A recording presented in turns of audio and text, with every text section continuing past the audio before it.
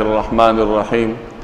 حضرت عبداللہ بن عمر رضی اللہ تعالی عنہ سے روایت ہے کہ نبی کریم صلی اللہ علیہ وسلم نے ارشاد فرمایا، جس کا مفہوم یہ ہے کہ صاحب قرآن سے کہا جائے گا کہ پڑھتے رہو اور جنت کے درجات چڑھتے رہو اور ٹھہر ٹھہر کر پڑھو جیسے تم دنیا میں ٹھہر ٹھہر کر پڑھا کرتے تھے، اور تمہارا مقام وہی ہوگا جہاں تک تم آخری آیت تک پہنچ سکو۔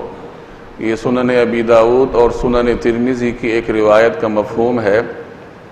قرآن کریم اللہ کا کلام ہے، اور جس طریقے سے یہ خود عظمتوں کا حامل ہے، اسی طرح یہ اپنے پڑھنے والے کو بھی عظمتیں فراہم کرتا ہے، دنیا میں بھی اور آخرت میں بھی۔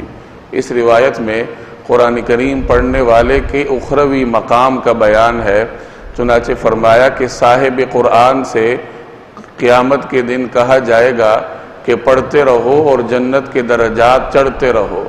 اب یہاں یہ سمجھ لیجئے کہ صاحب قرآن اس شخص کو کہتے ہیں جو قرآن کریم کی تلاوت پابندی کے ساتھ کرے اور اس پر عمل بھی کرے۔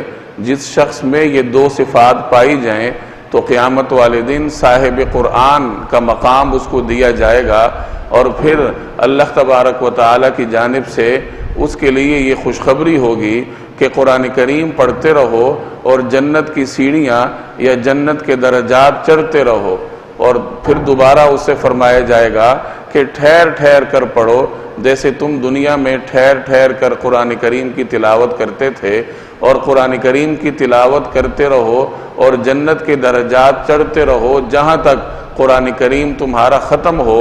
تو اس وقت تک جتنے درجات تم چڑھ چکے ہو تو وہی تمہارا مقام اور ٹھکانہ ہوگا۔